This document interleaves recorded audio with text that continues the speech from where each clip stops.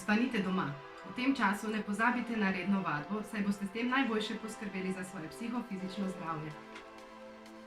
Hej, ostani doma. Tudi jaz sem doma. Vsi pogrešamo že drug drugega, ampak če želimo, da prekinemo verigo širjenja virusa, potem se moramo držati vseh teh navodil. Ostanite doma. Bodite odgovorni do sebe in drugih.